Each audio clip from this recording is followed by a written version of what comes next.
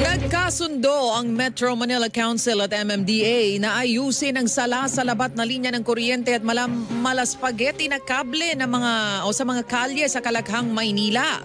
Inaprubahan in principle ng MMC ang resolusyon at hinikayat ang mga lokal na pamahalaan na magpasa ng ordinansa na magre-regulate at magbabantay sa pagkakabit at maintenance ng mga linya na o kable. Sinabi ni MMDA Chairman Romando Artes na hindi lang pangit sa paningin ng mga salasalabat na linya ng kuryente at kable. Maaari rin anya itong magdulot ng panganib sa publiko at mga ari-arian. Aminado naman si Artes na hindi ito magiging madali matapos sabihin ng Meralco na hindi basta-basta maaalis sa mga kable dahil mahirap malaman kung gumagana pa ang mga yon. Bukod pa ito sa posibleng reklamo ng mga residente na maapektuhan ng pansamantalang pagkawala ng kuryente. Sinabi naman ni Metro Manila Council President at San Juan City Mayor Francis Zamora na